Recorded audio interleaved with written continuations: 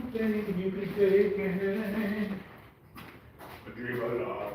Dreamer.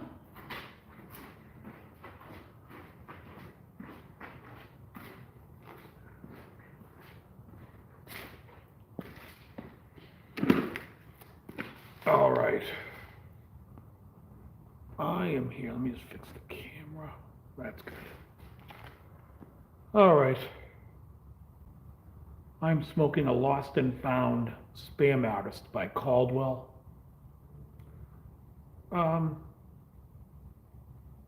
Nobody's here, so I'm talking to myself. Caldwell makes a ton of Lost and Founds. It's like 4,000 different Lost and Founds. I will say they're all pretty good. I got like a shitload of them from Cigar, the Cigar page. So, but this one is the Spam Artist. If I can get this thing there. Where's the camera? It's over here? No, it's here. All right.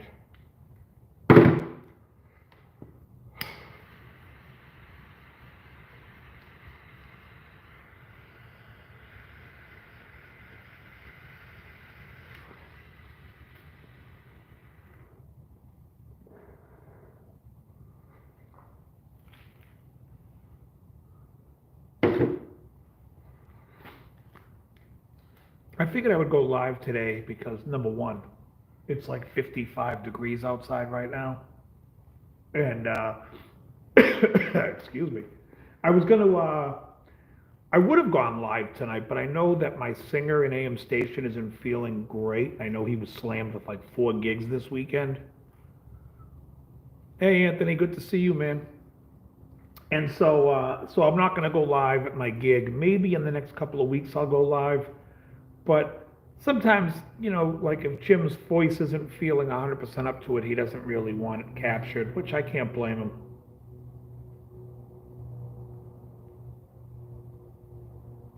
But we are playing from 9 to midnight in Plymouth tonight. Yeah.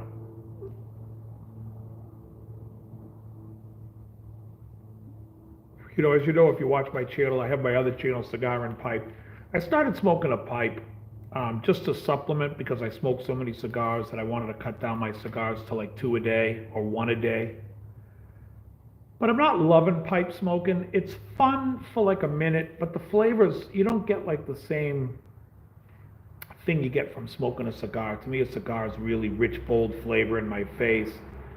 And when I ask pipe smokers what's a good tobacco to smoke and they tell me and I go smoke it, I'm like, are you kidding me? Like, it's still like, I don't know, I feel like it's baby smoke. And then I hear people say, oh, you gotta smoke with a filter. A filter? It's like, I'm not getting anything with it without the filter.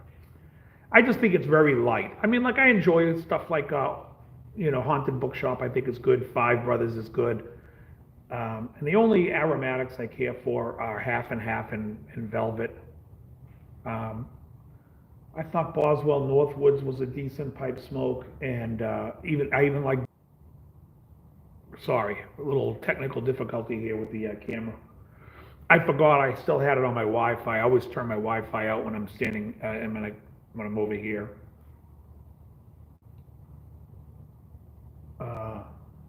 Anyways.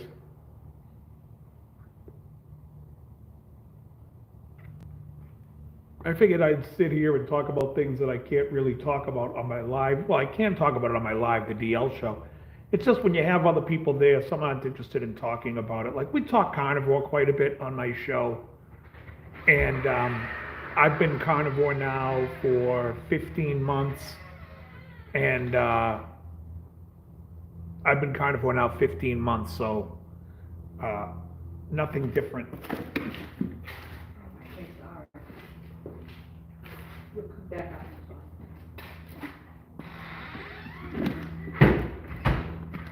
All right. So yeah, anyways, like I said, I've been Carnivore now 15 months. One thing I can tell you about Carnivore is when you're in it, you certainly understand it a hell of a lot better, and it makes more sense. You know, it's funny, I watch things where people like post that they're Carnivore, and it's like, let me show you my numbers. I think the whole thing about numbers when you go to your doctor and get your blood work, they're comparing it to the average person who they consider to be healthy, which to me I still think is toxic. I'm like, well, I wouldn't go by those people's numbers. These people are sick. They're dealing with things that just because they haven't come to fruition, it's not what I would want to see, nor would I want to compare my numbers to them. You want to go to a blue zone where people aren't eating processed foods, I'll listen to what their numbers are, but overall, I think people depend too much on these doctors' bullshit fucking arbitrary numbers as a method to figure out what's going on with them, when if that were true, then they could predict heart attacks and they could predict, I mean, I love when people say, oh, you have high cholesterol, that you're going to have a heart attack. Okay, well, I had my calcium tested and it was 0. So it's like, well, if that were the case, then everybody with heart attacks would have high cholesterol. And the people who had heart attacks are even with the numbers of high cholesterol. There is no definitive what cholesterol is. It's not a factor. So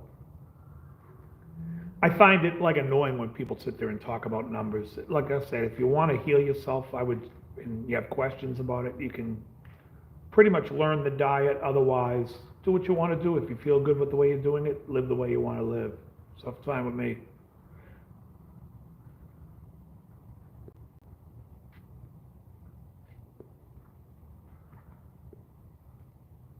It's like tobacco. People will sit there and say to me all the time, aren't you concerned for your health, whatever, blah, blah, blah. I'm like, well, I don't know, because I don't believe in any of these studies. If you look at the actual studies that have been done, you can see that they're correlational at best, not causational, it means nothing. And all you have to do is look at the numbers. If the biggest tobacco smokers in the world are in China, per capita, they have the most tobacco smokers in the world. Why do they have the lowest cancer? Doesn't make sense to me. Doesn't compute. And then if that were the case, the numbers don't add up. And then I love if you look up this information, it'll say, yes, but the people who get cancer in China have a lower survival rate. Well, they have a lower survival rate because the country's brand new with dealing with it. They've only been eating processed food for 40 years, where we've been doing it for 100, and they're not used to it. So they haven't really had the opportunity to deal with it. But it's like, would you rather live in a country, or would you rather be in a place that has no cancer, or a place that deals with high cancer and can pretty much keep a high survival rate while you're living in hell? It's the dumbest thing I've ever heard. Hey, Joe, hold on. I didn't really see what you said. People are parrots. Yeah, absolutely. Yeah, they believe it's just nuts. And when you start doing this diet, you start to realize when you have mental clarity and you feel great and you don't have, if you were depressed about anything, it goes away. It is like, you start to realize, oh, I see what's going on. I see why people don't feel good, because they don't have, cholesterol feeds the brain, fat feeds the brain. And then people will sit there and talk to me about cholesterol, but then they talk about LDL. And I'm like, well, LDL is a lipoprotein. It's not technically cholesterol. And they don't even understand cholesterol or even have read a study on it. They just parrot the studies they parrot the summation of the studies that people have done, which isn't per se what the study is. It's just somebody giving you an answer. And if you want to see how bullshit people can translate a study, look up the actual Framingham study and read what it says, and then go back and read what they tell people it says. And you're going to shit your pants.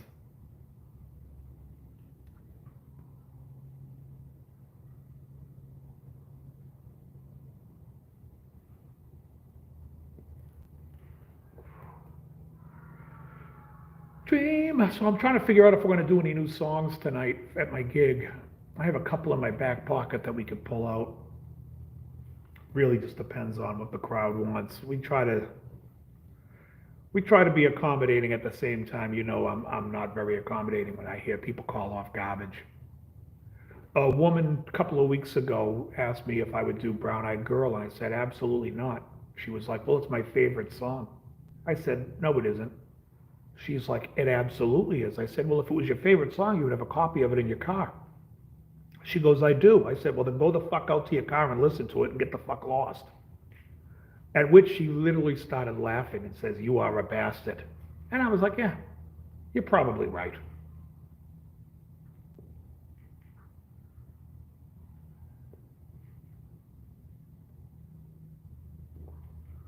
I've also been trying to think of what lessons I can teach. I was thinking about doing another Steve Wariner song. Either You Can Dream of Me, which I always love, or Life's Highway. Life's Highway might be a little too simple. See, my thing is, and that's what the problem is I never know what people know and don't know. So it's like, for me, like there are some songs where I'm like, I'm going to teach this, but I think it's so obvious that nobody's going to watch it because it's such an easy song. Everyone can hear it and just figure it out. And then I post it and it gets to be one of the most liked videos I have. And I'm like, what the fuck? And then I'll teach songs where I'm like, all right, this one melted my brain trying to figure out some of these extensions and the chords. Because like I said, I go back and listen to the record and try to pull out, what am I hearing? Like when I think of that song and that chord, what notes am I hearing that stick out? And sometimes it could be a note from another instrument that's crossed, because a lot of times piano and guitar will play two different chords and together it makes one chord. And so I try to put those together, especially when we do like a lot of 11 chords. That's really like a chord over a different bass or two chords. But anyways, and then I'll do these lessons and like nobody cares. It's like, hey, you figured out how to play that fucking song to make it sound just like the record? Who cares? Give us the song that's G, C, D. Okay. So I don't know. So I'm trying to think of what songs to teach. Really, I mean, when I try to think of what songs to teach, I'm really thinking of what songs do I play that I might forget how it goes. Because then I can go back and look at it and watch it myself. And that's when people are like, can you send the tab? No, it's for me, it ain't for you. You happen to be catching it for nothing and watching it for free on YouTube. Although YouTube, lately, is so fucking brutal.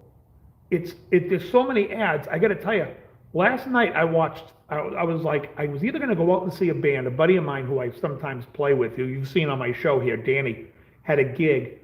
It was kind of far, and I'm like, well, you know what? I don't really feel like going out and driving, and then, just to see the band, and I don't sit and watch a band all night. I'll stay for a set. So instead, I was like, you know what? I'll stay in. I'm going to watch a movie. So I ended up watching. What did I watch yesterday? Ended up watching 3 movies. Oh yeah, the Mission Impossible one was the last one. The last one, which Mission Impossible 6 or whatever it's called. It wasn't good. I didn't like it. I'm trying to think what I saw before that. Oh, I watched Payback with Mel Gibson. Love that movie. Hadn't seen it in a while. It was back on Prime, so I watched it.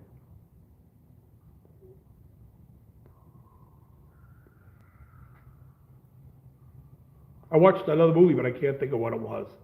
Either way, it was like I was trying to watch anything except YouTube, where every fucking 5 seconds it's a commercial.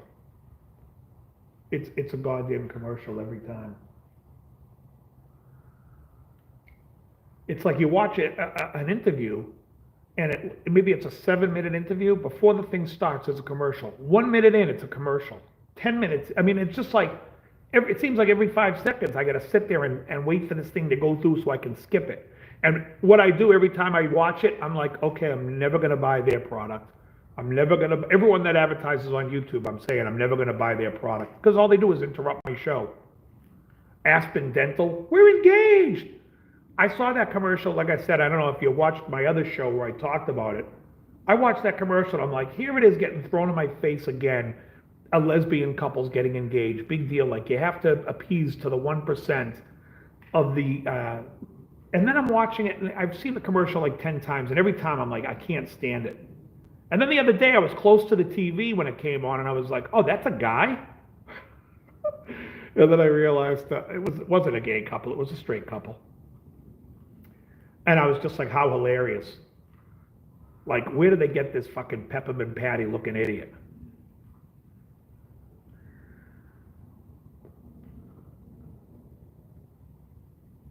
I watched Marathon Man last week.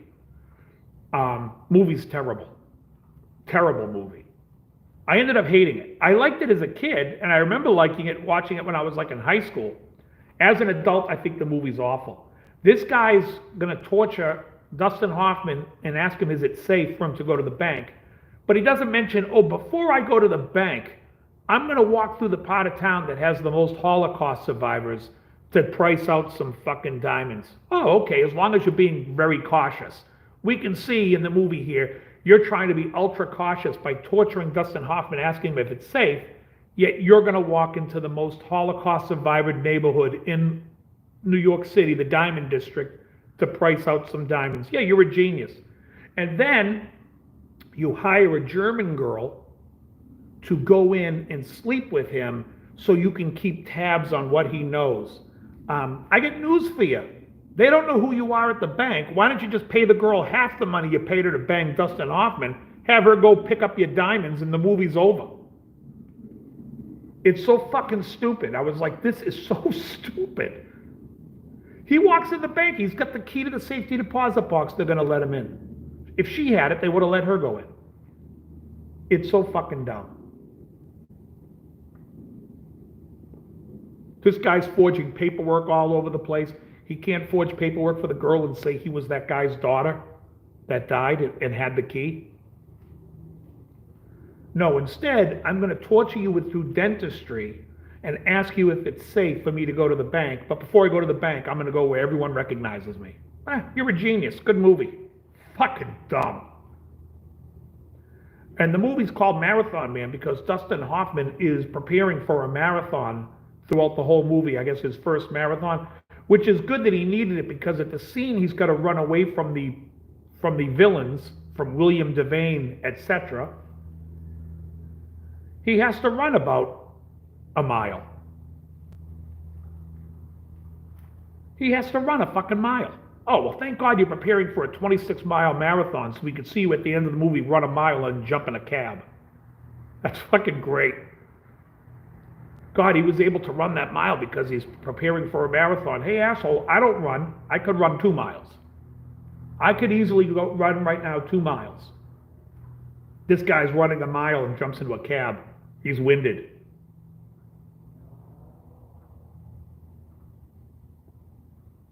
And if you watch Dustin Hoffman run in the movie, it's like, could they not see that this guy is the most unathletic person running?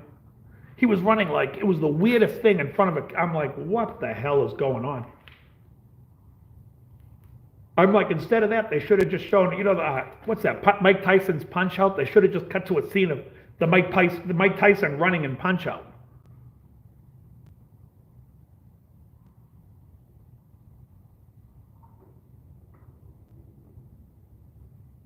Yeah. Oh, yeah. No, I could run the marathon with a cigar in my mouth. I mean, I could run 2 miles with a cigar in my mouth.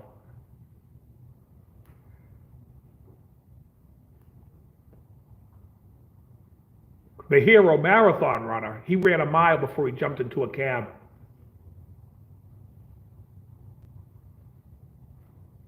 Unreal. So then, but I do love Sir Laurence Olivier, don't get me wrong. I mean, a couple of years later, what's Marathon Man? 76. 4 years later, he's playing the cantor, Neil Diamond's father and the jazz singer. I mean, honestly, he transforms himself in every role. And then I watched Sleuth last week as well with Michael Caine and Laurence Olivier. That's terrible. That not only is it a play that on camera looks like a play, I wish I would have had one of those, like when you go to a play, they give you the magazine so you could sit there and say, Laurence Olivier starred in such roles so you could read during the boring parts. It was way too long. It was at most a 90-minute movie they stretched into 2 hours and 15 minutes.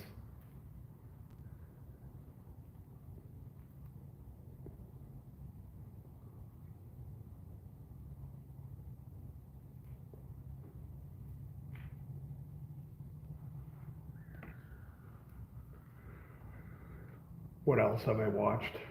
I watched Dune the other night, too.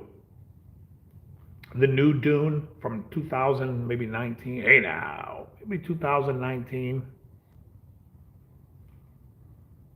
I know there's a new one coming out this year, 2021 maybe. But I thought Dune was pretty good.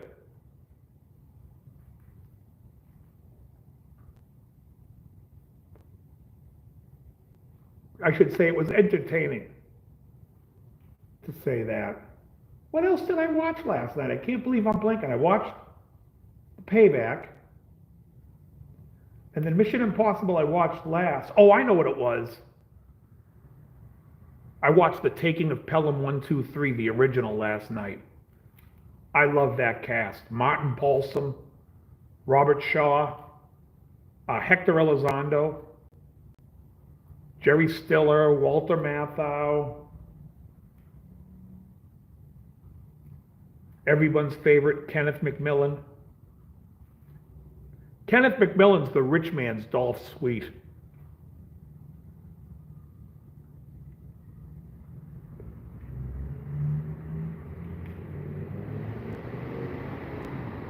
I think Kenneth McMillan might be in Dog Day Afternoon also. But he was great. The movie's great. If you guys haven't seen the original Taking of Pelham 123, you should watch it. It's great. The remake is terrible. The new one is, I mean, the original one is fantastic. It really is good. I have not seen Death Sentence. No. I never even heard of it. What do I know? What do I know with the restaurant business? And how to order a sandwich. All right, you run the joint.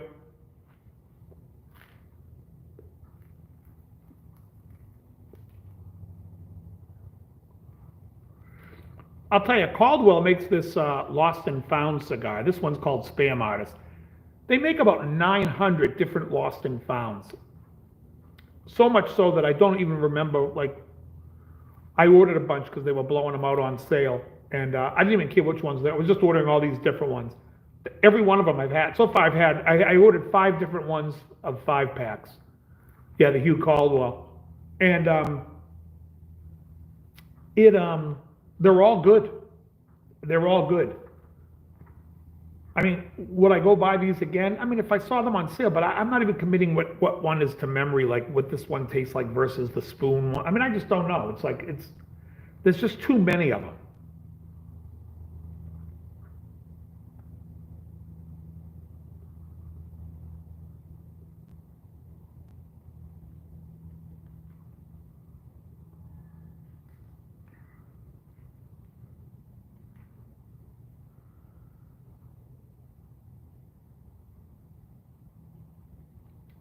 It's only going to get to like 42 tonight, which is great. Hopefully we have a busy night. We're usually pretty busy down there at Martini's. It's good.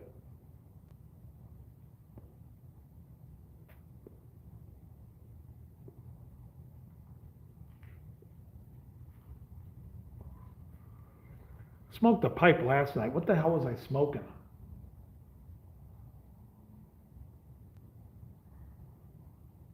Oh, I smoked Five Brothers. I like Five Brothers. It's a cheap tobacco.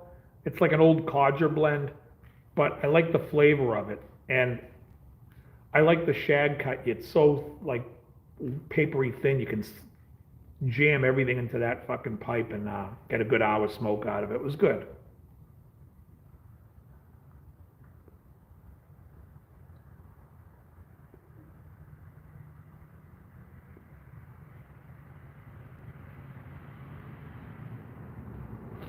A friend of mine's son plays guitar.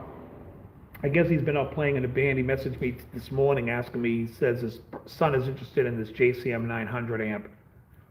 And I put the kibosh on it. I said, you don't want to get the 4100 or the 4500. If you're going to get a 900, you're going to get the 2100 or the 21 SLX.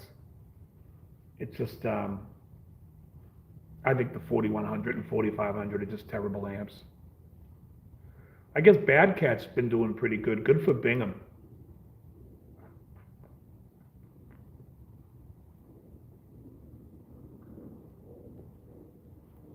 Hey, Pear, what's happening?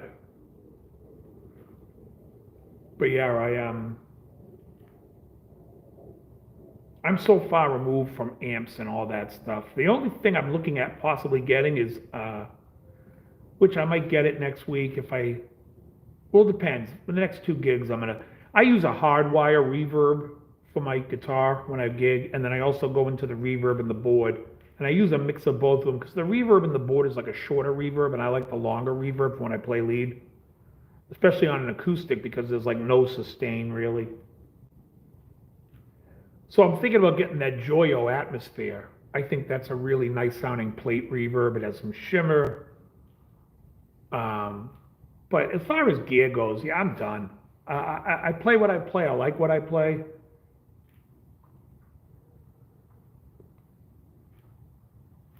If anything, when it comes time to move some of my amps, I'll go pick up a vintage sound amp when I downsize. But for right now, I still have all the clean amps I need and everything sounds good. I mean, really, I think I'm just going to wait till my Hot Rod Deluxe busts down and then I'll go buy a different amp. Because to me, that's a disposable amp. Have you ever seen people work on the Hot Rod Deluxe series or any of those modern Fenders? The way they got the boards in there and to fix something in those things, it is like, fuck, you may as well just buy another amp. And if that's the case, then I'll buy something handmade. So if anything happens to it, it's an easy fix.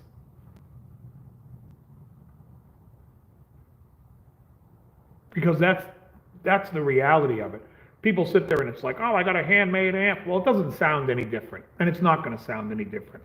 The difference is when something goes wrong, your fucking tech is going to be thrilled that it's a handmade amp because now he doesn't have to take the whole thing apart, going in upside down and backwards. Everything's right there on a board that you can see, and it's hand wired and easy fix.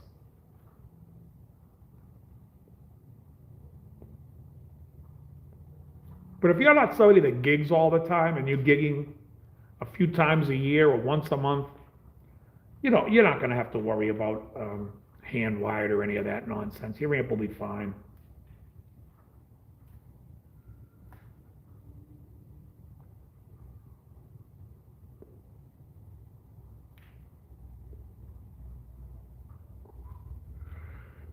My buddy brought over, I told you, that Les Paul that I had on my show.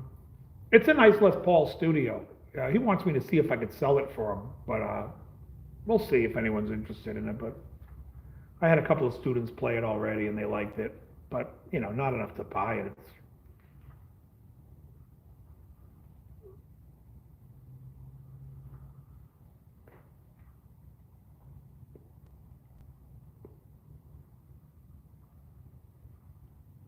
I'm trying to think what I watched on Netflix the other day.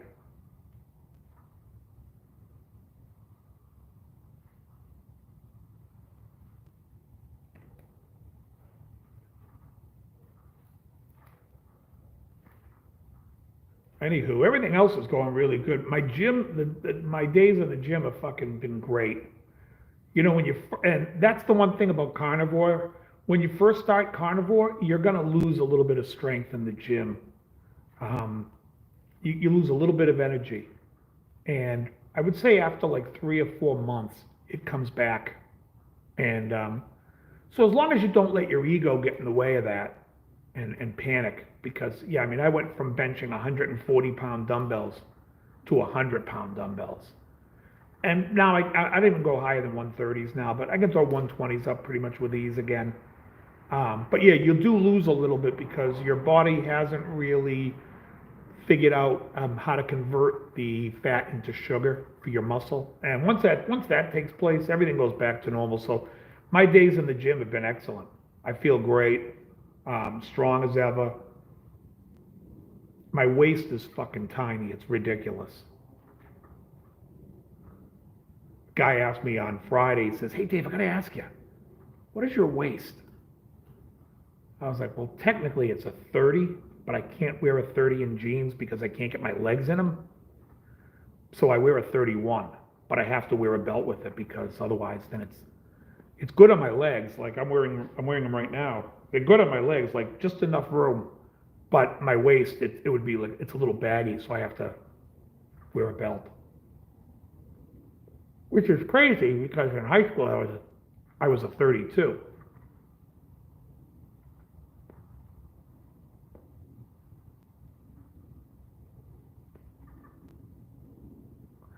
But my brother has been on it now 5 months. He got his waist from a 40 down to a 32. He's at the Super Bowl this weekend. He's going to be, I think he's going to go see U2 tonight at the Sphere. But I was talking to him, and a lot of people that he saw for the first time at this industry party said they couldn't believe how lean he got and how great he looked, which is good.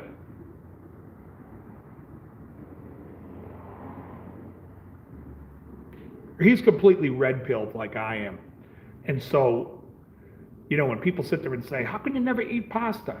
To me, it's like, that's like asking me, how can I not eat rat poison? I don't have any interest in it. I wouldn't eat it. I wouldn't put it in my body. And he's like the same way. So it's like, once you figure it out and you start to realize how great you feel when you're not eating that stuff, you don't even want to touch that stuff anymore. It's like not even a thing. And if you want to make chicken, people are like, oh, isn't it get boring? I make fried chicken where I take the chicken, batter it in eggs, and then put crumbled pork rinds all over it. Fry it up in bacon fat, and then cover it with the homemade Alfredo sauce, which is Parmesan cheese, salt, heavy cream, and butter. It's fucking unbelievable. And it's like a fettuccine Alfredo without the fettuccine, but fried chicken. And it's so high in fat and so satiating. And the funny thing is, if you ate that every day, you'd get shredded.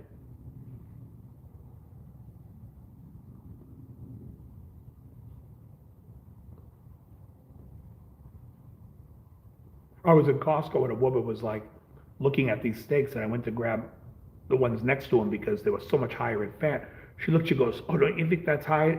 Don't you think that's a fatty piece? I'm like, not fatty enough, but I'll take it because it was the fattiest piece.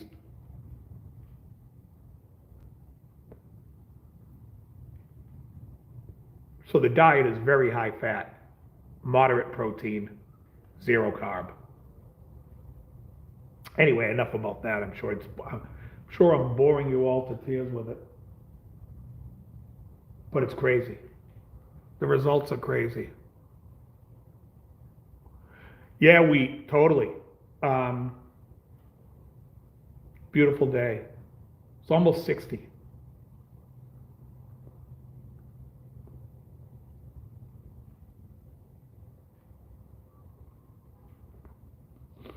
I'll have this cigar. Then I'll go upstairs and play a little online poker for a little bit. And then I got to get ready for my gig. Drive down to Plymouth.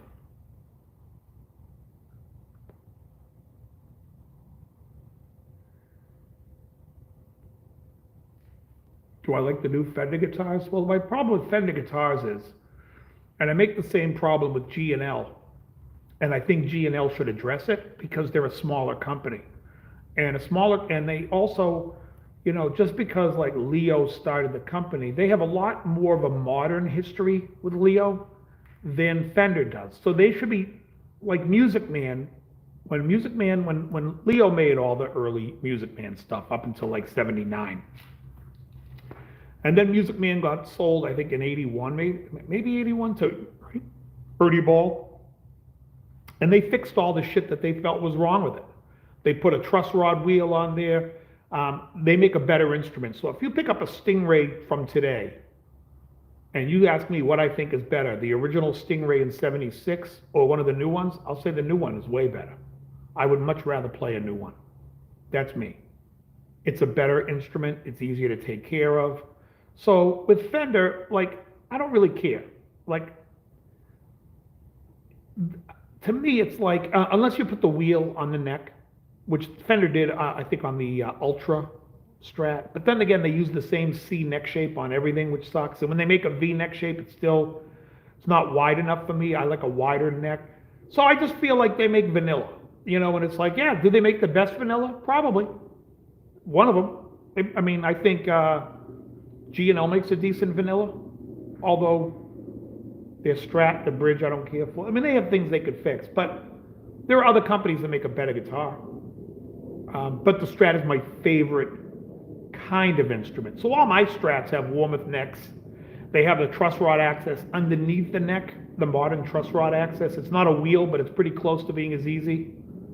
And the wider, 1 3/4 nut width, bone nuts on everything, stainless steel frets, jumbo. That's what I like. So even though Fender may have designed the original Stratocaster, I definitely like a more modern version of it than, say, an original, you know.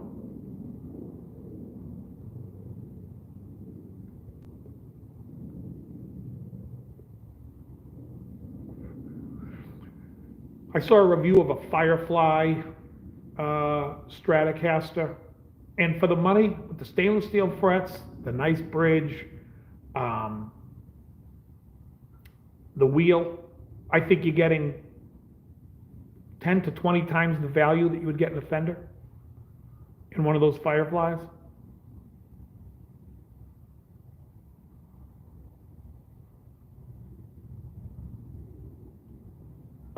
Yeah, I have a Guild 12 string. I like it. I don't love it. In fact, I got to take mine in. I think I got to get that bridge reset. You know, the 12 strings don't really like to be, most of them don't like to be tuned to standard E. So I actually dropped mine down to D, and it's been like that for a while, D to D, which is cool if I feel like playing along to Dogs by Pink Floyd, because that's a D to D tuned 12 string. But I don't play 12 enough to care. I like it, I don't love it. Especially like when I play with Jim at my gigs. I thought about bringing the 12 one day, and I think I did at one point bring it once. It's unnecessary, especially when you have two guitars and you can play two different voicings of a chord. You know, if he plays one voicing, I'm playing a different one, and we can add a lot of color that way. Oh, we've been talking about adding a Jackson Browne tune to the set. I'd love to do the Pretender. I'm not streaming tonight now. This will be Jim's, I think, 3rd or 4th gig this weekend, and he was fighting a cold on Wednesday. I don't know if it's gone yet, but I don't want to go there and set up and then have him be like, well, my voice isn't going to be that great. I'm like, you know what? It's a pain in the neck, too, because people are dancing, and I don't like to have to be conscious of where my phone is and what people knocking it over. So it's a better time for me, and since that's more what I care about, then nobody really watches my live streams. I mean, I get like 400 or 500 people, but in the scheme of, and then I get 30 to 40, depending on how many songs we play, claims on my video. So I can't, it's not like it's doing anything for my channel. And it's funny because I talk to a few people in person that watch my channel, and I'm like, and then they'll say to me, oh, you play down in Martinis? I'm like, yeah, the live shows are on my channel. I only watch your lessons. I think that's what everybody does. Or everybody that watches my channel. I don't know.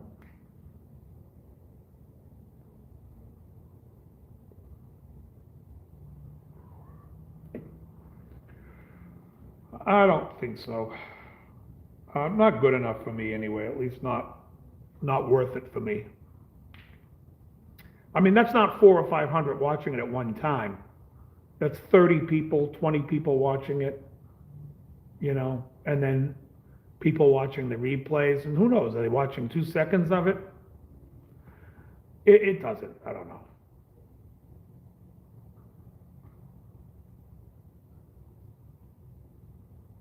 I mean, I posted a bunch of clips from AM Station, even on Facebook. I don't know if anyone ever watches it. Nobody ever says anything. I mean, I see people hit like and whatnot, but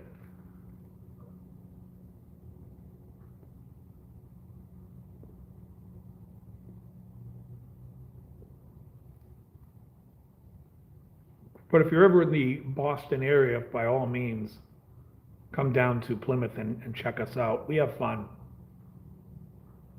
I've had a few times when people have recognized me that come in and they're like, I think you taught me a song on YouTube. I'm like, yeah, very likely. Very likely.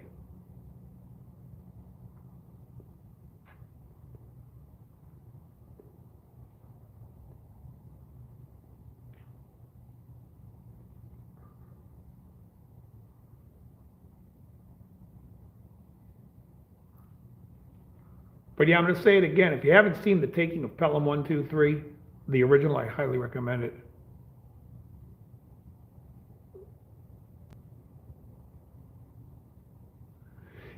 Yeah, that's basically why we stopped FM station. Jim and I felt like we had like a lot to set up, and we were doing a lot of the work.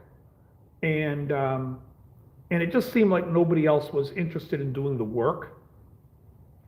And then we used to play at Martini's with FM station, and the owner Joe came up to me and he was like, "I got some bad news for you. We're not doing live bands anymore. We're not going to do full bands. I'm going to bring acoustic." And I said, "Oh, that's cool." I said, "You know, Jim and I do an acoustic thing.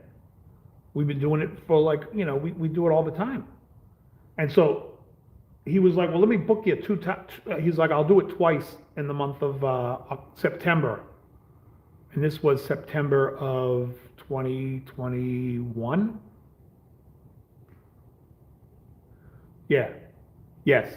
September of 2020. No, September of 2021. That's when FM played. So this was October of 2021.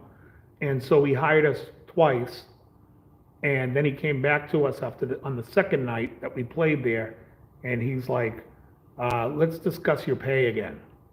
And I'm like, "Okay." And so he's like, "I want to make it so you don't want to play anywhere on Saturday night except here." And we've been there every Saturday night since then.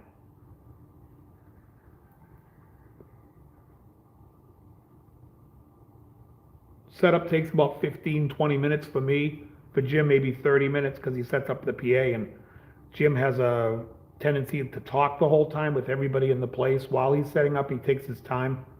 I call him Paulie from Goodfellas. Paulie doesn't move for anyone. Jim's a slow moving mutt. God love him. But breakdown, I mean, like we stopped playing at 12. And if I'm just focused on getting out of there, I could be out the door by 10 past. If I'm talking, 20 past. That's packed up my car and ready to walk out the door.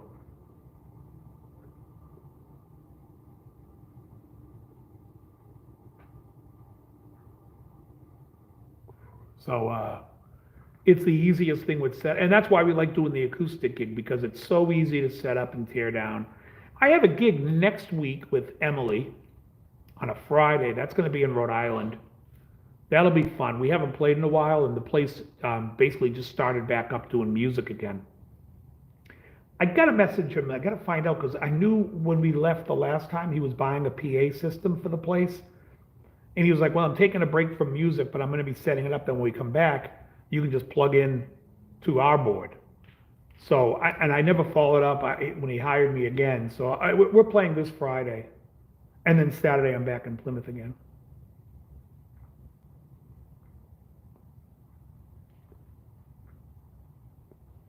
When I play with Emily, setup is less than 20 minutes from getting my shit in the car to be ready to go.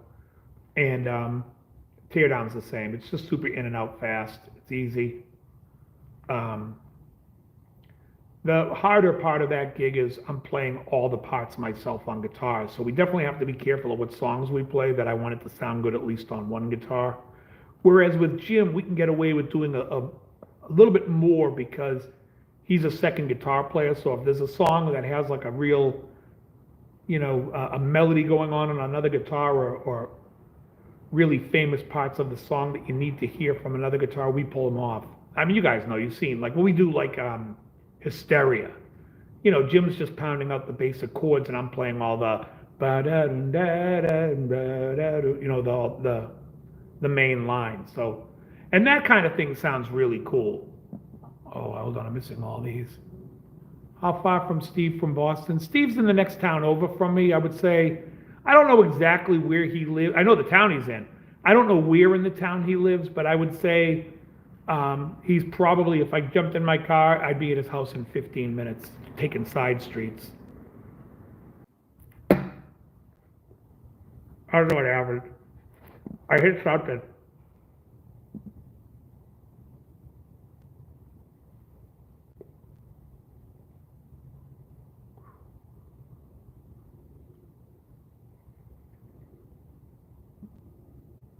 Yeah, Pelham 123 is awesome. Hey, Hooligan. By the way, Hooligan could be the worst song lyrically by Kiss. I'm a hooligan, won't go to school again. I think he dropped out of school when he was 22. Must have been finishing his dissertation. It's like, dropped out of school when you were 22. What were you in college? Your senior year of college, you jumped out. That's how the badass you are. I'm a hooligan. I dropped out of college my senior year. Yeah, great, wonderful. You badass.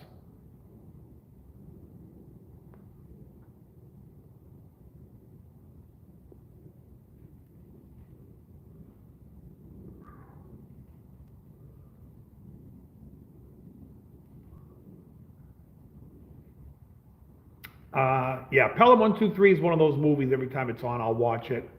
I watched The Godfather the other night. I'm going to watch Godfather 2 soon. I like 1 a lot better than 2, though.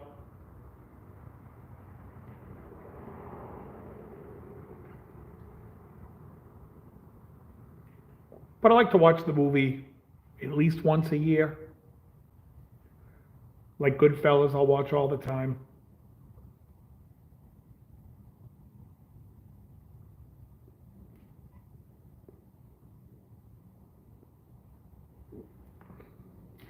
Oh, my buddy Al's trying to call me right now.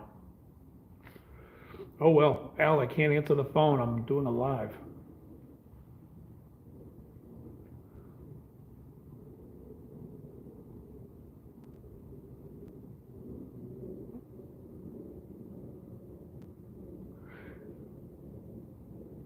Yeah, well, if you watched my live, the DL show the other night, you know what my thoughts are on Shawshank.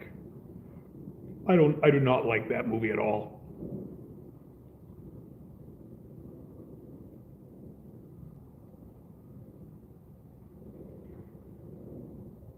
Yeah, it's one of those things I can't watch.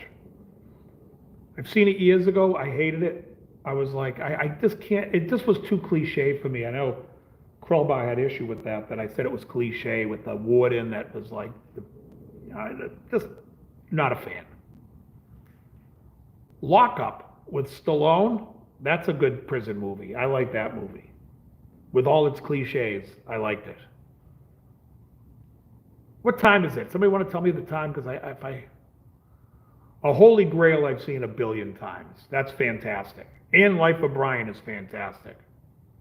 Holy Grail and Life of Brian, if they're on, I'm watching it.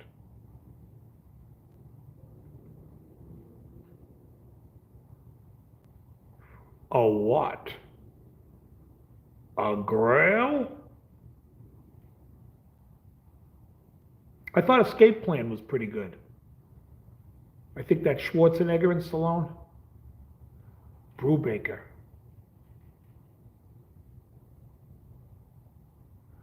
$5:20. Oh, 17:20. Oh, I didn't realize you were telling me the time. Yeah, I know military time. Okay. 5:20 Eastern Standard. Prison movie, The Glass House. I haven't seen it. I like Escape from Alcatraz.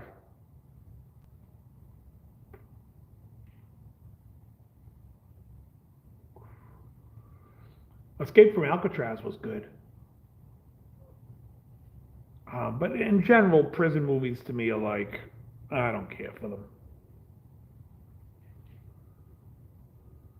Although I'd like Bad Boys.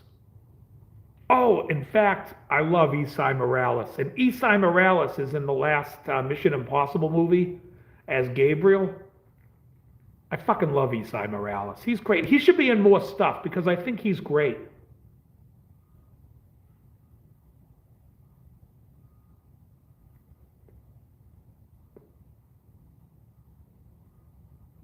He's definitely someone you don't see in enough movies. But I like Esai Morales.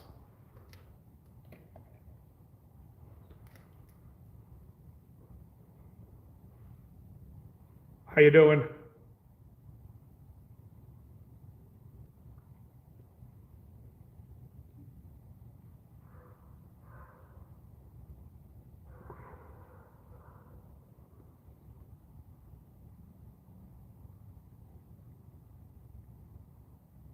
Yeah, I love Reacher. I saw the second season of Reacher. Reach is great. Completely entertaining. Every episode, honestly, it's like very little filler. It's just enjoyable all the way through. Reacher was a great one. You know,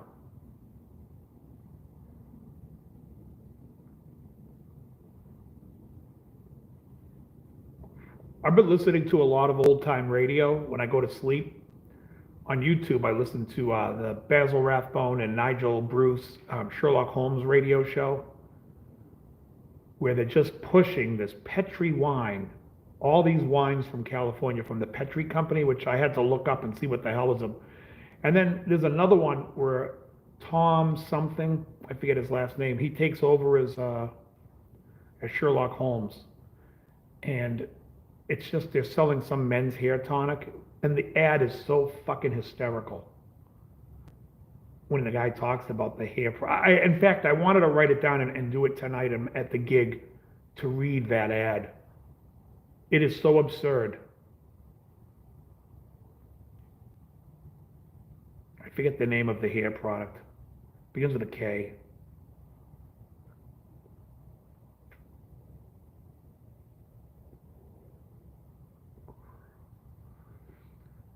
And I listened to The Shadow, but there's a Shadow that I love called The House of Horrors, which was on the original Shadow. I love that episode. Some of these episodes are just so dumb.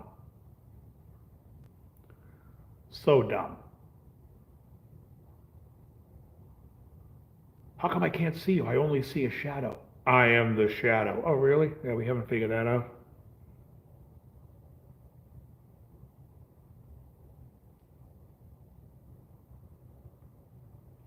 But the Sherlock Holmes is hilarious. What makes me laugh every time is when Basil Rathbone says thank you. He's always like, thank you. Thank you. Sherlock, you're as bright as everyone says you are. Thank you. Thank you.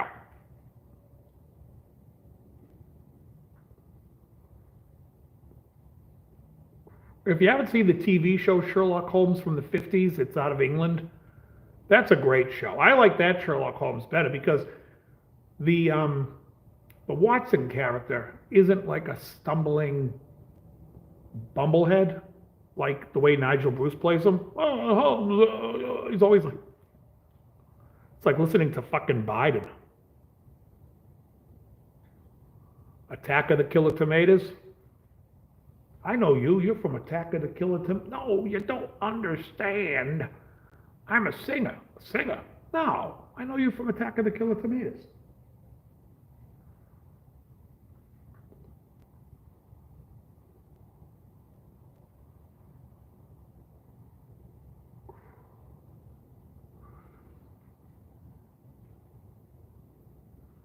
You know, I watched that Greatest Night of Pop on Netflix. And if Pam, you're still out there, that's what you should watch, The Greatest Night of Pop. You'll definitely see what I see in Bob Dylan. I don't know what the hell he was doing there. They just wanted Dylan to kind of be Dylan. That's terrible. But when you watch it, man, Steve Perry sings his ass off. That fucking guy just walks up to the mic and nails it in pitch, perfect tone. And you see him do it like twice, and every time it's like, guy's the same. He's just a fucking legend. And Daryl Hall was really good.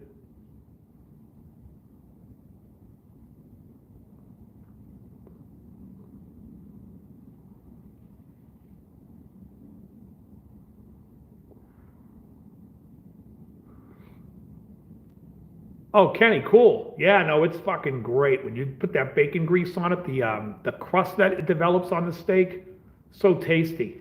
And the fat melts in your mouth. It's really good. Yeah. I was either going to have a steak tomorrow. No, I'm not having a steak tomorrow. I'm having lamb. Tomorrow's my rack of lamb day. And salmon on Monday. And then probably burgers on Tuesday. I do salmon every other day just to kind of go lighter, like a light meal every other day.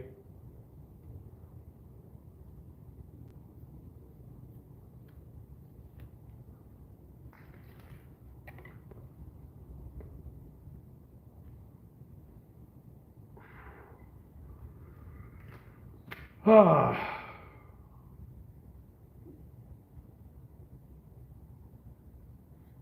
Hey, give me a second. I'm going to turn the outside lights on. It's getting dark out here.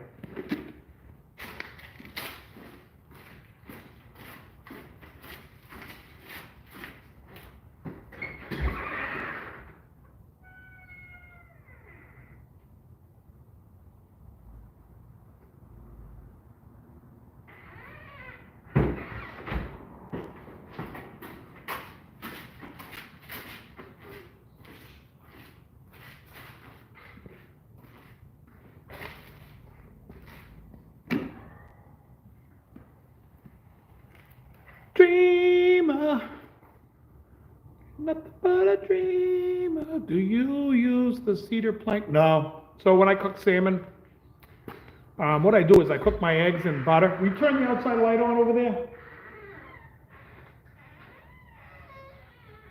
Right. Turn the outside light on, up front. Can I do it from here? No, when you go up. Okay, I'm going up. All right, very good. I'm still live, so. Okay. All right. So what I do is I cook my eggs in butter. And after the eggs are done, I add more butter to the pan, and then I cook it skin side down, so it basically cooks from the skin up into the meat, and so the salmon still is a little bit rare, and that's how I eat the salmon. And I salt the living piss out of it with sea salt.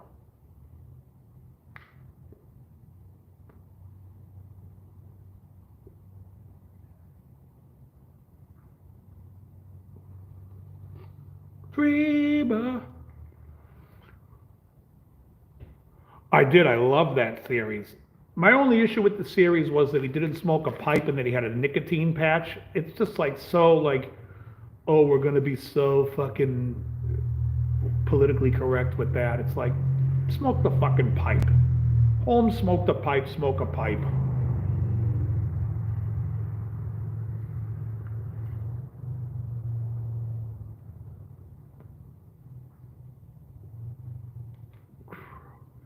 I used to love Sleeping with the Enemy when that song came out.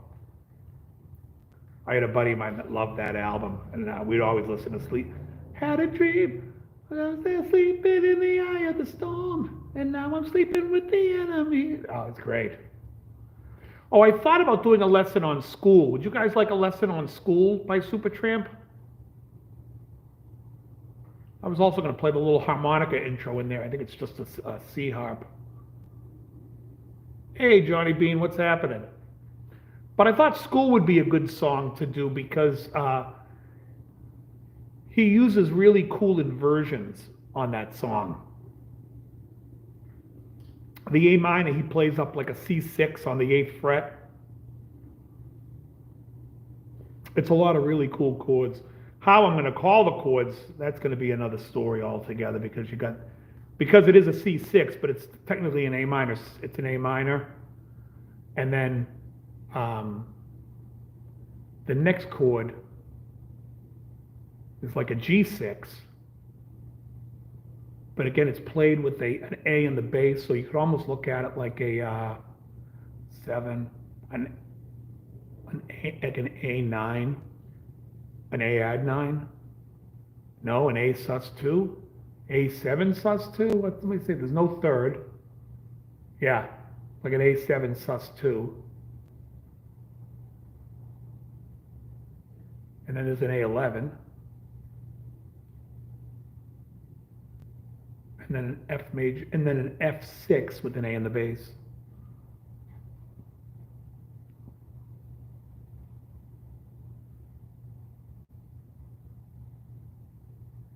Yeah, you know, it's funny, that comes up in my feed, and I haven't watched it yet, but I'm going to the Jeremy Bent ones.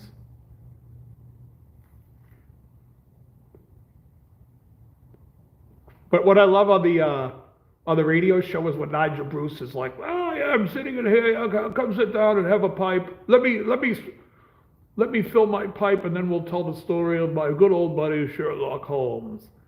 Nigel Bruce, man, I'm telling you, that guy's voice is hysterical. He's just such a bumblehead.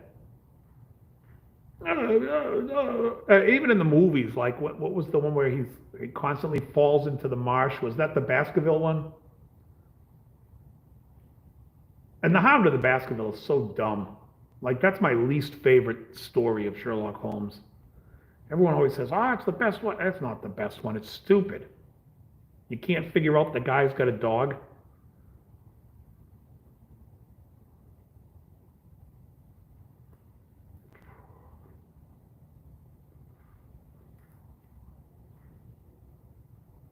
Thank you. Thank you. There's a good one on a boat. I forget what it's called. But it's Basil Rathbone and Nigel Bruce, and they're on a boat in Algiers. They love telling stories about Algiers.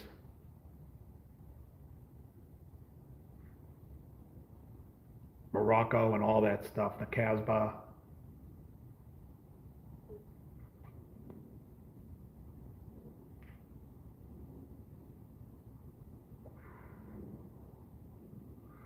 Yeah, it's funny because I think school would be a great song to learn how to teach people. And there's some really other cool parts in that song.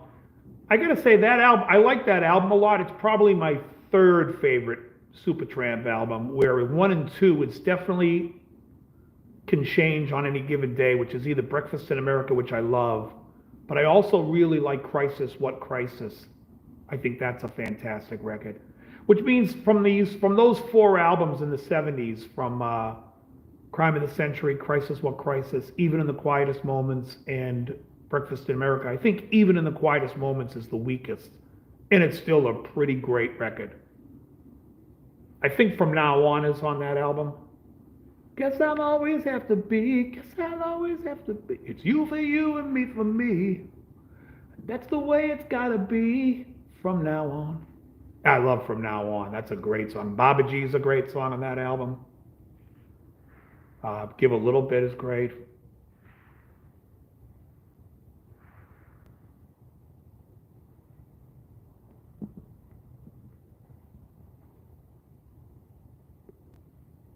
But I did 2 lessons from I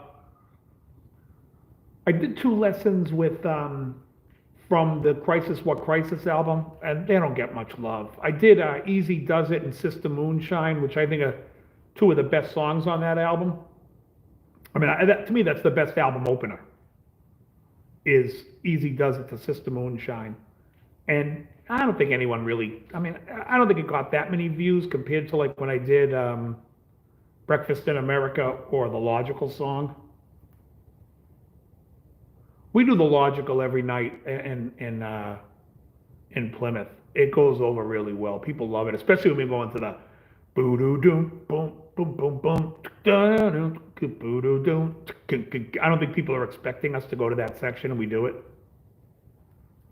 But you always see heads turn. Like, it's so funny too, because you guys, if you guys gig, and I don't know how many of you guys out there actually gig. I know we said you gigged. You can always tell who the guitar player in the audience is. So a couple of weeks ago, I was playing and I walked up to a guy at the bar and I said, "Hey man," and he goes, "Hey, you guys are really great, blah, blah, blah." I'm like, "Well, you're a guitar player though, right?" He's like, "Yeah, how do you know?" I said, "Because I can tell when I play certain parts who turns around to look to see what the hell I'm doing. And I could tell the way you watch. You can always see when a guitar player is watching you because they get really interested in where your hands are. I mean, I can just tell, you can tell. They look at where your hands are at, what you're doing, and it's like, oh, that guy's a player. Like, when I do reeling in the years, we can always see who the guitar players are. Because most people are just like be like, oh, this is cool. They don't understand the difficulty in the song. They're just kind of like, oh, this is cool. And the guitar player is always looking at you like, this guy's playing this on acoustic? What the fuck am I watching here? Like, you can always tell, which is cool. I mean, it's a, you know.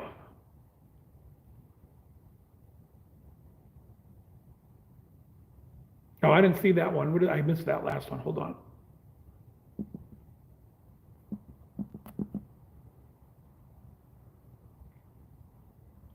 Do you ha ha ha your night?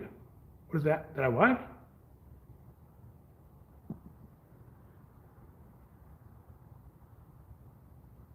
Oh yeah, yeah.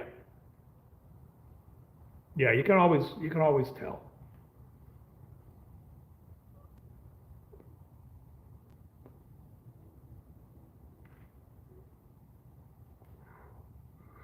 Yeah, I like Jeff.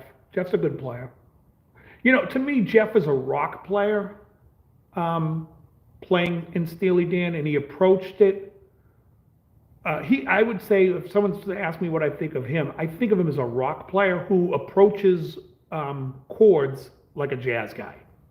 So even though Skunk is playing rock riffs and he's basically rock based, um, he's basically following the chords. And so he's outlining the chords, which is something that a rock player doesn't do. Rock players will play like, what's the key?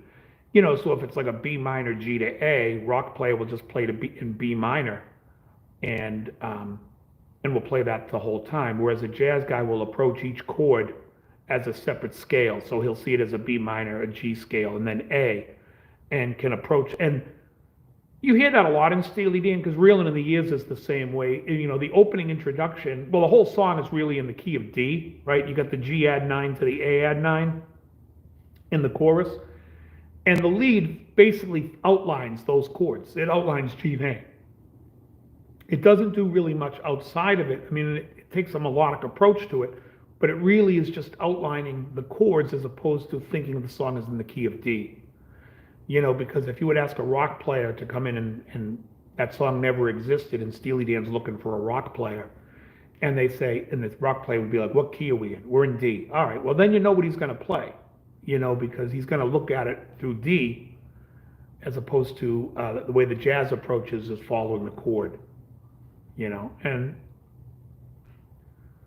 Steely Dan got away with it very well with players to come across sounding even more jazzy, because they'd be playing chords like a lot of times you'll hear like in Steely Dan where they could play like a D major 9 chord, but technically it's really like an A triad over a D bass, right? There is no major third, and so the player would approach it as an A major chord, even though the D is in the bass. And that would also give it kind of a different sound and somewhat jazzier sound, because you're approaching it from the extensions of the chord as opposed to the chord. Because even though it's an A chord with a D in the bass, sonically it comes across as a D major 9 with no third, if that makes any sense to you guys.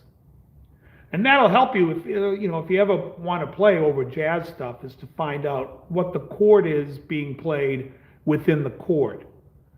Like a lot of people will play like over a C major 7, a lot of people will sit there and play like, oh, that's Lydian, or you could play C major, or you could play Lydian scale and play in the key of G. And I just think of playing the E minor, because the C major 7 is really an E minor over a C chord, right? You have an E, G, B with a C in the root. So if you approach it as an E minor, you're definitely going to get a lot of the harmonic content of the chord while omitting the root. And that has a really nice sound. And the bass is playing the root, so it's there. But there's no reason to hit it. It's boring to hit it. It's nicer to, against that chord, it's nicer to hit the major 7, the B, than the C. And it's nicer to hit the F sharp instead of the F, instead of playing it to the key of C. So you can approach it like an E minor scale, which is still the key of G, but the approach is, your arpeggios are there, and so you're really rooting it towards the E minor, which is the harmonic content of the chord, E, G, B. Just a different way to look at it. So, because I know a lot of people, they struggle over C major 7, they'll always play the A minor pentatonic, which outlines the C, but that C natural over the C major 7 to me sounds boring. I mean, it can be nice if you're doing like some country style licks to it, but for the most part, that B sounds better. In fact, playing a G major over it sounds nicer, because then the D will add as the 9, and you're adding a 9 in the chord, in the harmony.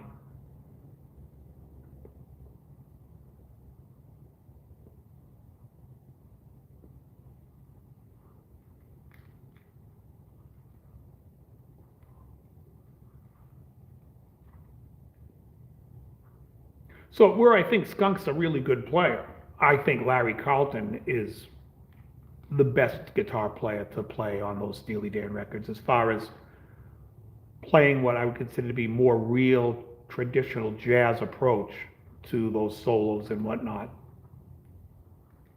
It's definitely from a jazz melodic sense, whereas where I think that skunk stuff is definitely more rock player following a jazz format. And talking about jazz, playing rock with a jazz format, to me that's like the early Jeff Beck stuff, like Blow by Blow. To me, that he's like a rock player trying to play some jazz, but it's really rock playing with a jazz format, as opposed to like if you listen to Larry Carlton's first solo record and then listen to Blow by Blow, Carlton's first solo record is going to come across far more jazz centric, whereas the other one is more like a rock album that has jazz flavoring, which is really in the chords. Yeah, music today's terrible. I mean, there are some really cool new music that comes out. We just don't hear it because the mainstream of what sells isn't really into it at all. In fact, Chrissy, the girl who dates the owner of Martini's, had turned me on to a song by Porcupine Tree, and I fucking love the song. And then it turns out it's Richard Barbieri from Japan on keyboards, who I love, and I love the band Japan. And, it's like, geez, how come I wasn't turned on to this when it came out? It's definitely like more underground stuff,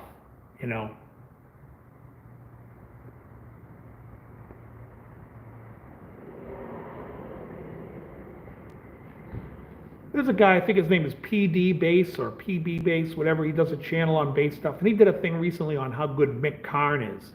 He also did a Ronnie Baker, which I love Ronnie Baker. And I love Mick Karn. And you don't ever hear anyone talking about Mick Karn from Japan. But he was a phenomenal bassist. And I really like, if you listen to some early Japan stuff, some of the stuff he was playing was fantastic. I didn't see the Grammy. I can't watch the Grammys, so I didn't see it, but I mean,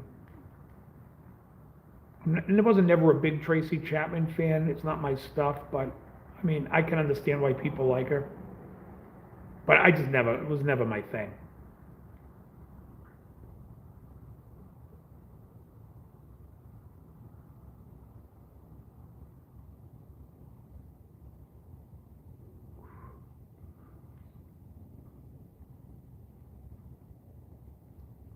So I do want to say the second half of this cigar, like actually the last third that I'm getting to now, it's really fucking jumped up in flavor and in strength.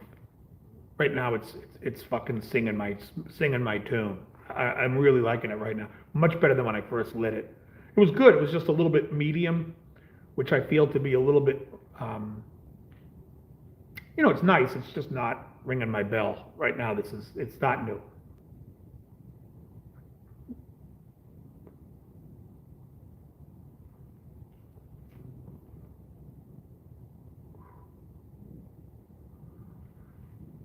But I mean, there's all kinds of stuff. And if you guys haven't watched I did a whole thing on chord therapy. I don't know if you guys ever watched any of those chord therapy videos. I did live streams with them. But it really goes in more detail about how to address that Steely Dan type of solos if you're into trying to figure out what they're doing and what the changes are.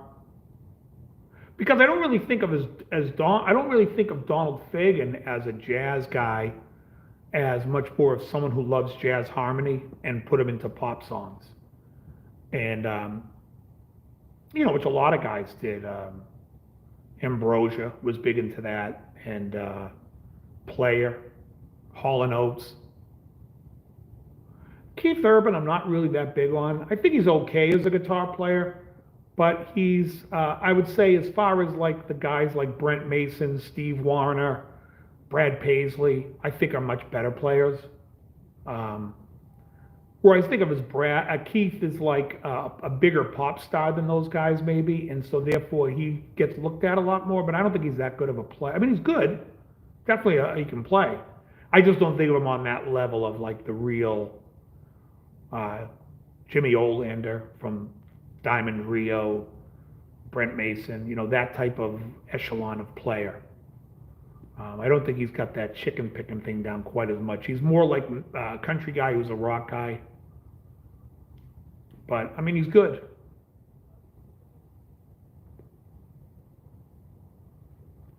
The thing about guitar players is if you like what they write and you like the songs, well, then you're going to like their playing a lot more and you're going to get more into it. It's all subjective, you know. I mean, is the technical guy going to be the best guy out there? Not always. I think I think Steve Vai and all those guys, all the modern shredders, are far more technical than Eddie Van Halen. But I don't think of him as good as Eddie Van Halen because I think Eddie had the mix of the pop sensibility and could make it,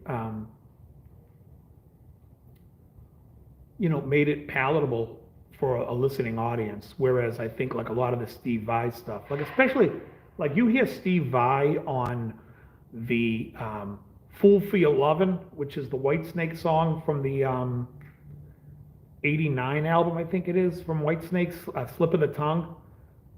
I think that version stinks. If you listen to Fool for Your Lovin' on the Ready and Willing album, and I think it was Bernie Marsden on guitar, I think, I'm not sure, don't quote me on it, but I think it's Bernie Marsden and Mick Moody. That version is far superior. It's got way more, the guitar's not overly distorted. It's more balls. Ian Pace on drums. That was recently corrected by Howie. For some reason, I thought it was Cozy Powell. He said that was Ian Pace on drums on the original Fool for Your Lovin'. But that Fool for Your Lovin', like, to me, that's the difference between catch on your next live, Dave. I enjoy it. Oh, great. Thank you so much. Thanks, Kenny. I know you mentioned it being in the past.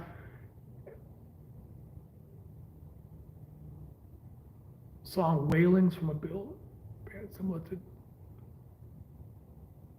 Yeah, I don't know.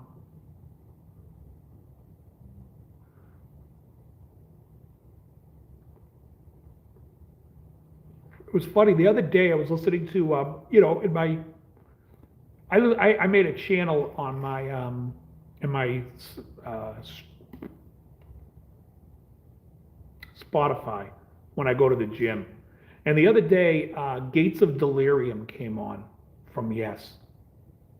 And I was like, okay. And I'm listening to it, and I'm like, I can tell you why post Close to the Edge, because I think Close to the Edge is their best album. But after Close to the Edge, I feel like they did more stuff like Close to the Edge, where it was like a lot more playing and going off and doing crazier things. I don't think there was a song there though. Like in Close to the Edge, I look up, I look down, whatever that line is. I get up, I get down. Like if you took that acoustically and just strummed those chords, it's a beautiful song. Close to the edge, up by the river. It's a beautiful melody. And the later stuff like Tales of Topographic Ocean and Relayer, the melody was gone. It was more about getting more and more avant-garde, and I think they lost touch of the songs. You listen to Starship Trooper, and man, there's a beautiful song in there. There's 3 beautiful songs in there. I've seen All Good People's great. Everything from what was the song I heard? Heart of the Sunrise. It's a great song. Take away the riff and just play acoustically to the song. It's great. And then when you get to the later stuff, I feel like they lost a lot of the songs until Drama. Because I think Tempest Fugit's a great song. They got back, and it's also the best sounding guitar that Steve Howe ever had on record, his best tone. With Yes anyways.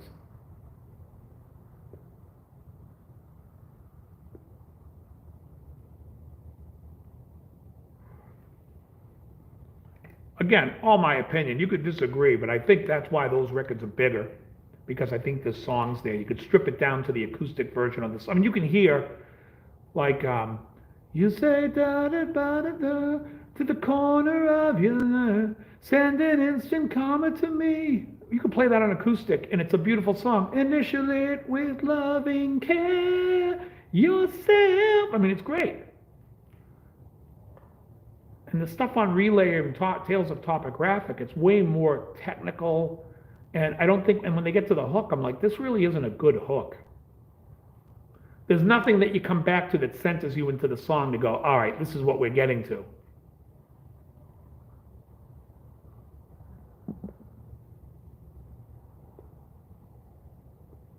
Well, Fragile's a fucking great record.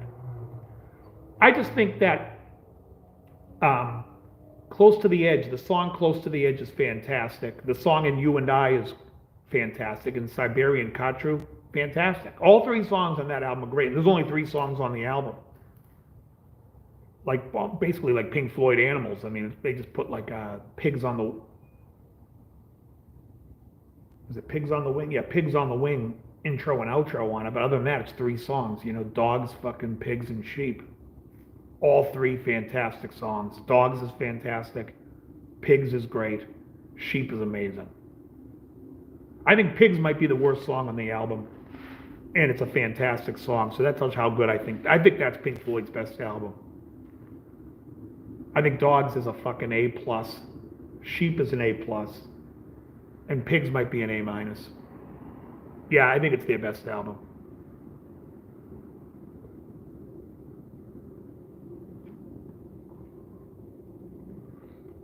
And I think a close second is Wish You Were Here. I think Wish You Were Here is a fantastic record. And you could take everything off it except for the Shining You Crazy Diamonds, and it's still a fantastic album. But then you have a Cigar, Welcome to the Machine, Wish You Were Here. Fucking great. Dark Side's great. The Wall, you guys know I have my issue with The Wall. I also have an issue with Bob Ezrin. I think he stinks. I think he gets good sounds, and of course he had James Cameron engineering on The Wall. And I heard a lot of stories that most of the album is produced by Cameron, that Ezrin wasn't even really there, but he had his say in a few of the big songs. But I like James Cameron a lot. I think that's his name.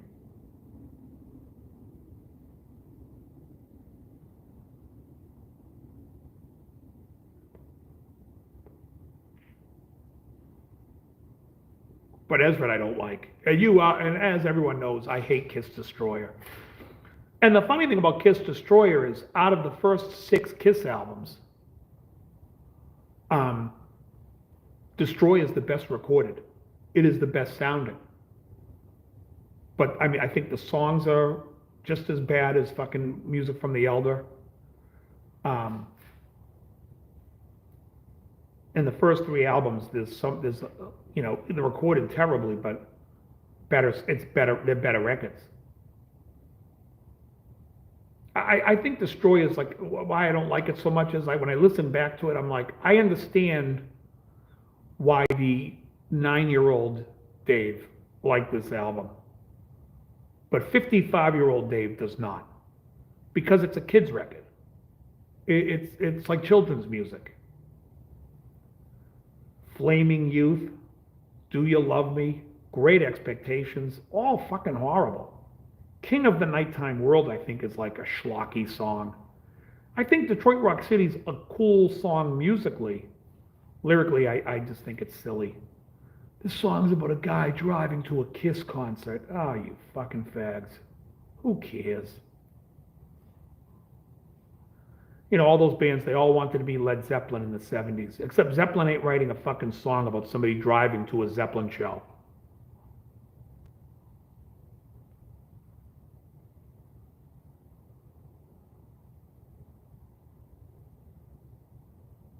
Oh, hey man, good to see you. From Florida. Dave, what's your thoughts on David Gilmour selling his entire collection? His guitar collection? I mean, I think he's a moron because he's giving it away. He's giving the money away to climate change. It's like, well, you want to talk about just throwing your money away. Climate's going to change no matter what. The sun's controlling it all. You think we're going to control it by taxing the poor people more money for gas and making it so they live worse? That's not going to happen. So he's an idiot that way. He's just a fucking liberal shithead. But as far as him selling his guitars, I could care less. What do I care? The guitar doesn't mean anything. That's what people don't understand. It's like, everyone's like, oh, you know, I mean, I think about how many people bought a Les Paul because of Jimmy Page. You know, and Jimmy Page, you look at it, Jimmy Page is, you know, everyone associates him with that Les Paul. You go listen to the records, it's mostly a fucking telly. You know? The guitar doesn't, and some of the big songs like Kashmir, that's a fucking Dan Electro. The guitar doesn't matter. Who's playing the guitar matters. but the guitar doesn't matter. So you want to sell it. I like when these people, I'm going to go buy the Brownie for $15,000. You're going to go buy a custom shop Stratocaster that they're selling overpriced for $5,000 regular. Put the Clapton Brownie name on it and make the same scratches in it to make it look just like Brownie with the same wear that the Brownie has. Now they're charging $15,000. If that's something you want, good luck to you. Like, it's silly to me.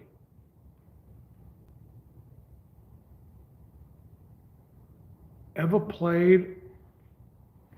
I can't even. Oh, a Dean? Oh yeah, I played a Dean. Yeah, we used to be a Dean dealer. I played a lot of the USA Deans that were like $4,000 and $5,000. I was like, these are never going to sell. You're making like Dean could have done well with the higher end stuff if they made their classic line of Cadillacs and stuff that people like adults wanted. But no adult is going to go in and go, oh, I want to buy that $6,000 Dean that's an ML, that Dimebag blade. No. And Dean, like the original Deans made by Dean Zielinski were cool, and then he sold the company to Elliot. I forget Elliot's last name, but he owned Thoroughbred Music down in Florida. And I think they still own it down there. I don't know if you guys remember Thoroughbred Music. If you're from Florida, you would remember Thoroughbred.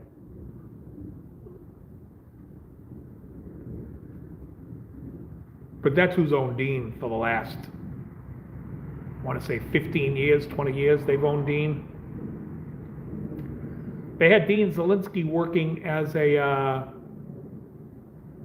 became Sam Ash. Yeah, they sold that because they sold Thoroughbred when they took over Dean, and they basically became Dean Guitars. I know Elliot passed away. I can't remember his last name, and now the son took over the company. I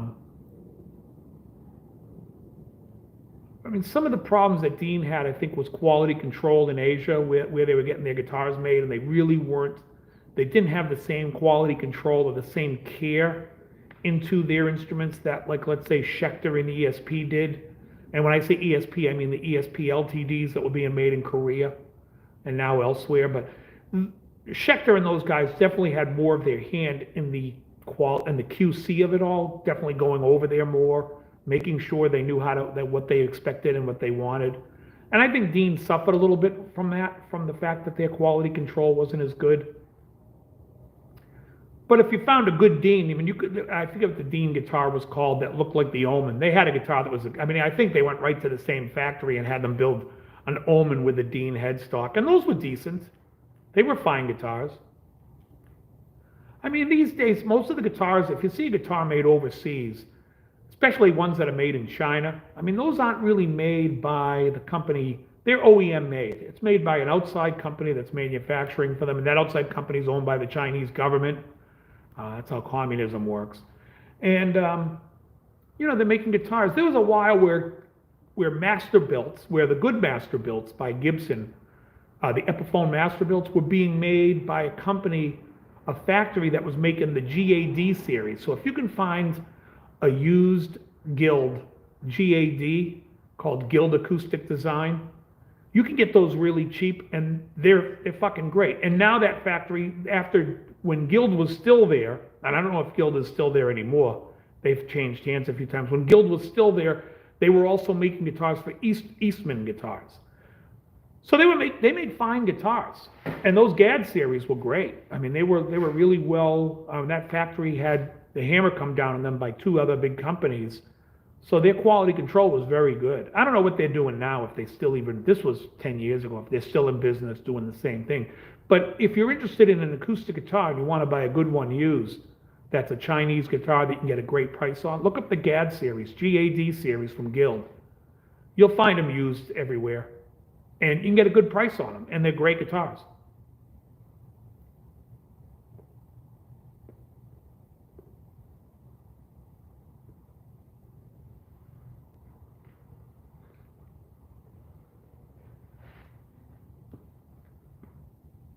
Guitars are funny because anyone can make a decent one. And if it's something you like and you enjoy playing it, well, then who the fuck to say if it's good or bad? If you like it, and play it. It's, People are so funny about that. You know, what's his name? Mike Rutherford on the last Genesis tour, or the Genesis tour around 2020, 2021, when during COVID, he was playing a Squire. He had somebody go to a store and buy him a Squire because he needed a guitar, and he loved it. And so he toured with it.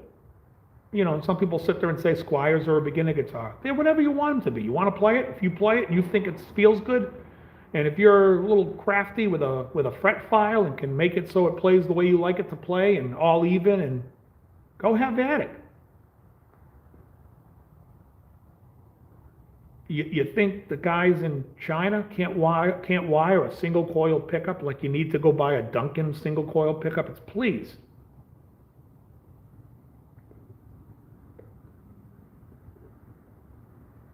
I heard a guy who brought in a Squire pickup once for me. A Strat pickup. It was the fucking ballsiest Strat pickup I've ever heard. I was like, this is like one of the best single coils I ever heard. He's like, I pulled it out of a Squire. I'm like, it's fucking great. Anyone can wire anything good. You put copper wire around a bobbin. When these guys wire pickups, let me tell you, if someone wires a pickup and they say, this would be good for a mahogany guitar, blah, blah, blah, at that point I would say, don't buy from them. Because they're lying to you about everything and they're full of shit. Idiots. All right, guys, what time is it?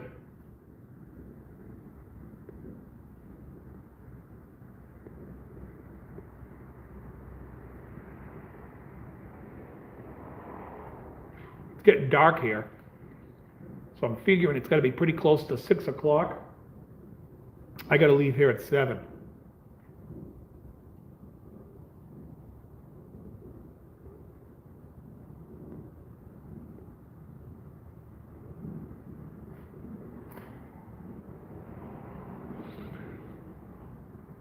LFD, I like La Flor Dominica. I like those a lot. Strong, double the heroes. I like those strong cigars.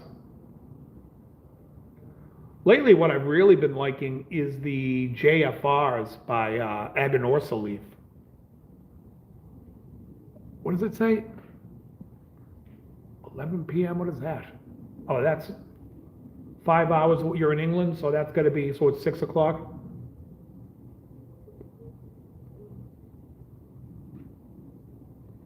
I got 5 minutes.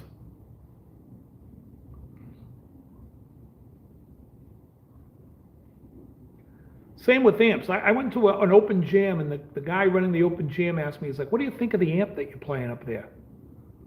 I said, I don't. He's like, you don't like it? I said, no, I don't. I'm sure you can get a good sound out of it, but you don't want anybody touching the controls, and it doesn't sound that good. But you can, I know those amps you can dial in. Anything you got, it can be playable. He had a Boss Katana. I was like, I've heard guys play them and they're great, but yours sounds way too dark. And, you know, he's got the tone all the way down, the treble all the way down. I hate the Hemingway. Oh, I hate the Hemingway. To me, that's the worst. Fuente, to me, is, I just do not like Fuente. I don't like Arturo Fuente cigars. The only Arturo Fuente cigar that I've smoked that I liked the God of Fire.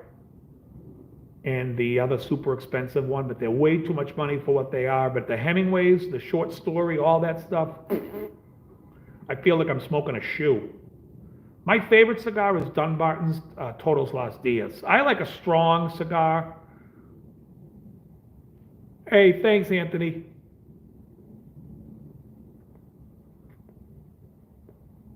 But Fuente is one that if somebody gave me one, I won't take it.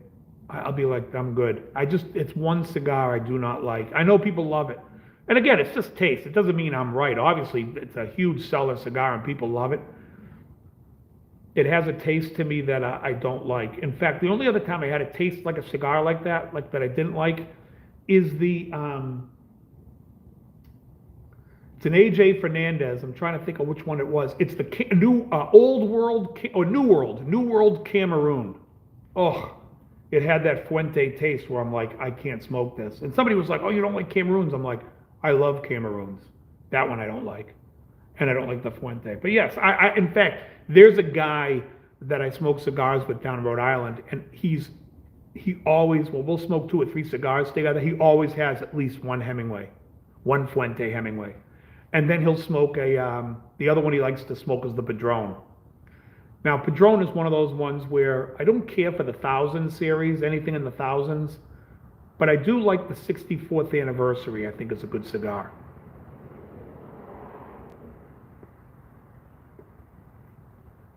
And honestly, I'm like the kind of guy, I'll smoke anything, I don't care.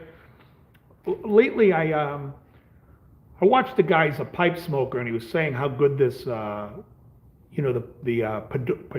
what are they called? The machine made, not the machine made, but they're like Italian cigars, Toscanos. And he was saying how great it was. It's awful. I wouldn't smoke another one of those either. Just terrible. It's like smoking a piece of leather with beef jerky flavor. Terrible. Kentucky Fired, whatever it's called. I don't like it. I don't like it. But I would say like Aganorsa leaf, the rear leaf is awesome. The Aganorsa leaf Anniversario, fucking great. Anything Aganorsa leaf I like. JFR I like, which is also Aganorsa leaf. The Plasencias, the Alma Fuego, that's awesome. Alma Fuerte, awesome. The 149, awesome. The 151, awesome. I love that. I love Plasencia. I think Nestor Plasencia is a great blender. Him I like. And I like most of AJ Fernandez blended stuff. I think the Bella Artis by AJ is fantastic.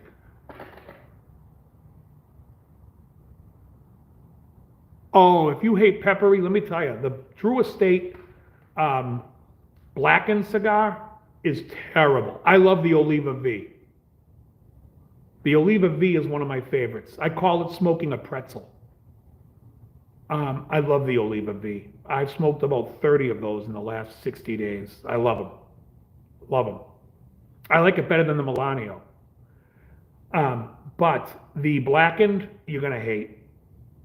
You're going to hate. Because the blackened tastes like burnt tobacco, and it's not very strong. It doesn't have like unless you like that taste. If you like burnt, but not a lot of flavor, like just a hollow burnt taste, I thought the blackened was one of the worst cigars I've had in a long time. I was super disappointed in it. Me and my friend Chuck, who you've seen on the show. Any cream? So New World, the New World, not the Cameroon, but the regular New World is fantastic. The New World Cameroon is what I hated. But you would like the Cameroon if you like the Fuente taste, because it's that flavor. There's no cream in the blackened whatsoever. If it was cream, it would be good because it's like a hollow taste. So there's no cream. It's like it's ultra disappointing. If you want a heavy cigar like that, but you want cream, there's a cigar that CI sells. I got Krell Bar into them. The Wide by La Perla Habana Wide is like a dark cigar with a creamy taste. That is a really good cigar. Yeah. But the blackened is terrible. And I like dark, heavy cigar. I love the whole Black Label Society, not Society, what the hell? Black Label or Black Works Studio. I like all those heavy cigars they make. And the blackened, it doesn't stand up to that at all. It's just, you just get the bad taste. Which one is good in which? The La Perla Habana Wide. I like the 5x5, 5.5 by 55 by, no, 5.1 by 55, I think it is, by La Perla Habana, the Wide. And sometimes CI blows them out on sale. You get a box of 20 for $65. I think otherwise they're regularly a box of 20 for 80. But when you get it for 65, it's like, it's a great cigar. All right, guys, I got to get out of here. Getting a little cold. I don't want my hands to get too cold, and I got to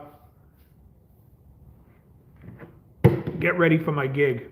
Want to thank everyone for hanging out with me today. It's been a while since I've done a cigar thing, but weather permitting. weather permitting, it was good. All right, guys, thanks so much, and I'll talk to you guys soon. Very good.